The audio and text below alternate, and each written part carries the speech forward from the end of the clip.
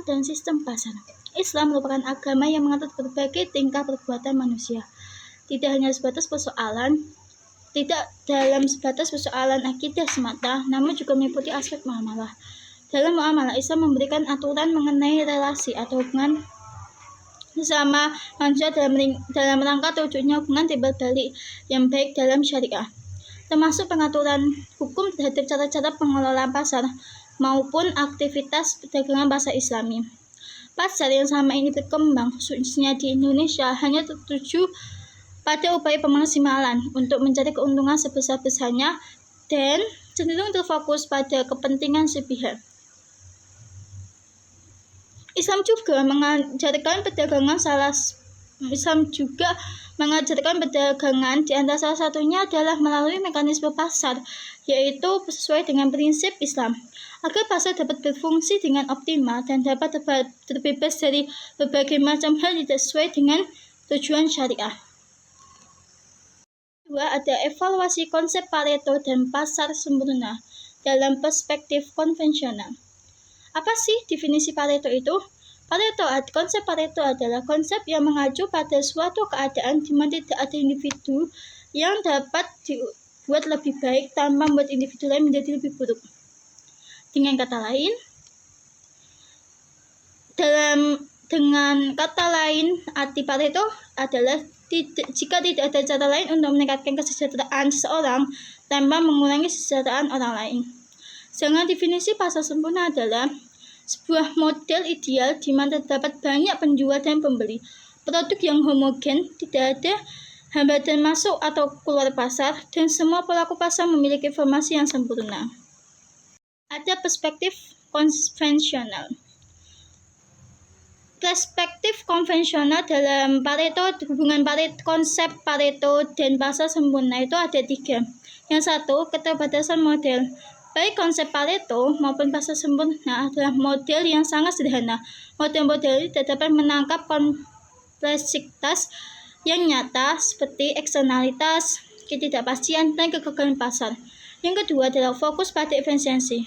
Perspektif konvensional terlalu terfokus pada efisiensi ekonomi dan seringkali mengabaikan aspek distribusi kesejahteraan dan keadilan sosial. Yang ketiga ada asumsi yang tidak realitas. Banyak asumsi yang mendasari kedua konsep ini tidak realistis. Misalnya asumsi bahwa semua individu bertindak secara rasional dan memaksimalkan utilitasnya. Nah, selanjutnya adalah teori pertukaran dalam ekonomi perspektif Islam. Teori pertukaran adalah hukum terjadinya perpindahan hak milik seseorang kepada orang lain dengan penggantian yang pasti, baik secara tunai maupun tidak tunai. Teori pertukaran adalah kontrak yang memberikan kepastian dalam hal pembayaran, baik dari segi jumlah maupun waktu. Dalam teori ini, kedua belah pihak saling mempertukarkan aset tanpa resiko bersama, sehingga setiap pihak tetap berdiri sendiri. Objek pertukaran harus ditentukan secara jelas di awal akad, termasuk kualitas, kuantitas, harga, dan waktu penyerahan. Nah, terdapat 2 pilar dalam teori ini, yaitu objek pertukaran dan waktu pertukaran. Yang pertama, objek pertukaran merupakan sesuatu yang harus ada dengan dilakukannya suatu transaksi, terdiri atas benda yang berwujud maupun yang tidak berwujud, yang bergerak maupun tidak bergerak, dan yang terdaftar maupun yang tidak terdaftar, seperti ain atau harta nyata, yaitu berupa barang dan jasa, dan dain seperti harta yang memiliki nilai finansial seperti uang dan surat-surat berharga.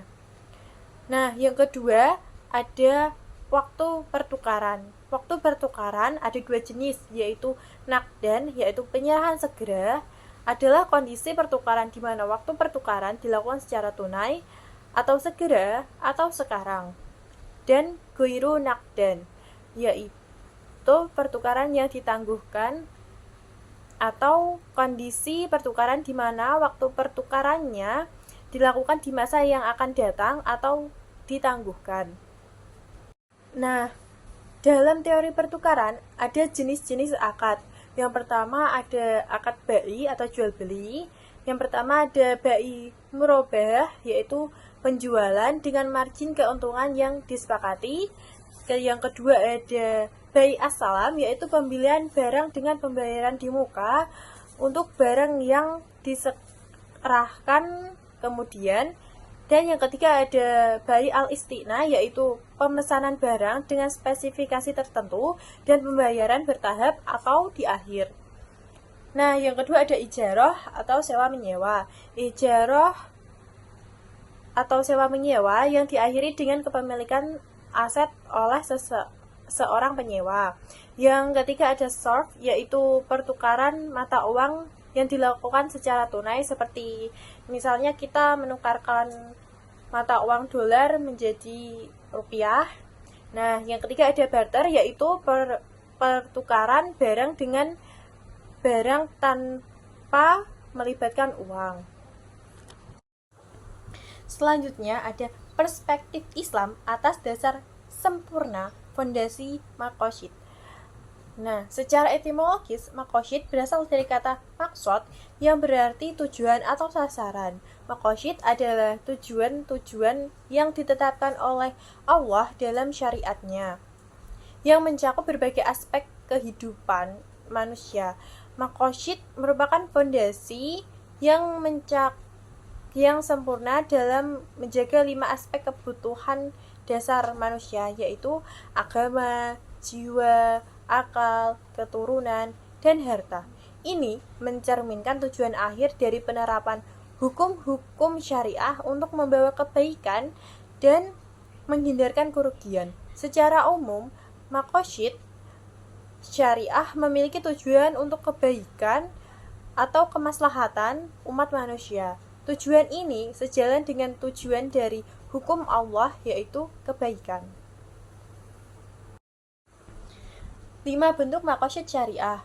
Yang pertama ada menjaga agama. Untuk melindungi agama merupakan hak memeluk dan meyakini seseorang boleh dan berhak memeluk agama yang diyakini secara bebas dan tanpa gangguan.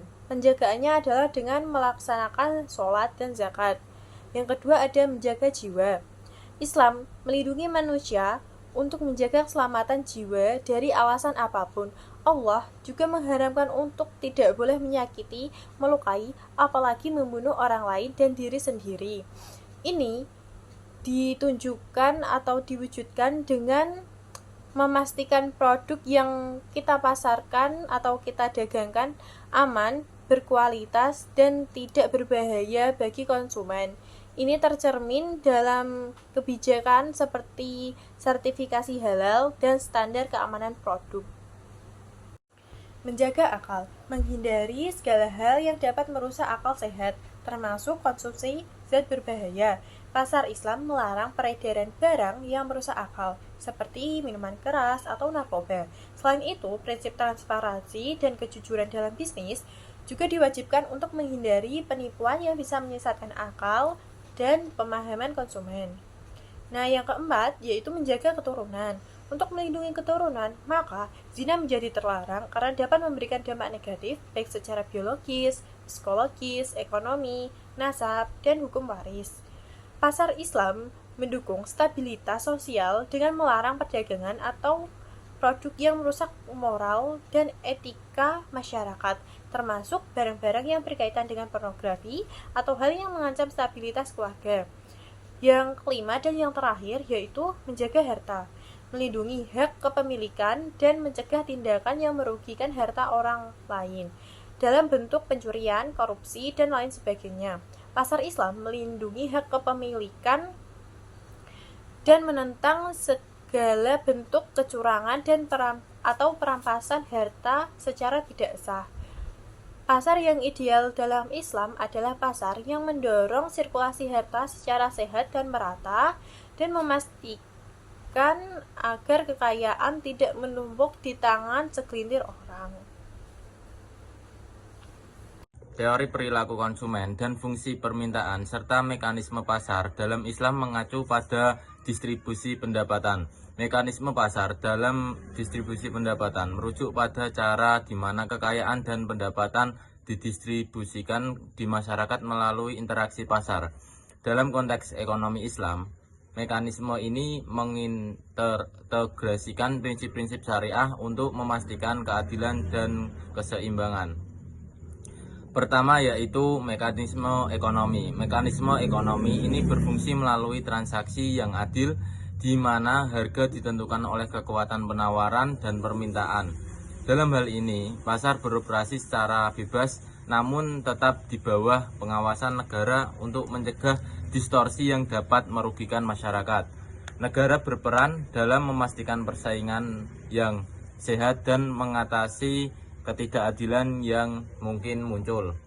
Yang kedua ada mekanisme non-ekonomi. Dalam mekanisme ini, itu mencakup instrumen sosial seperti zakat dan sedekah yang berfungsi untuk redistribusi kekayaan kepada mereka yang membutuhkan. Ini bertujuan untuk mengurangi kesenjangan sosial dan memastikan bahwa semua individu memiliki akses terhadap sumber daya yang diperlukan untuk kehidupan yang layak. Dengan demikian, mekanisme pasar dapat distribusi pendapatan dalam ekonomi Islam tidak hanya berfokus pada efisiensi ekonomi, tetapi juga pada nilai-nilai moral dan sosial.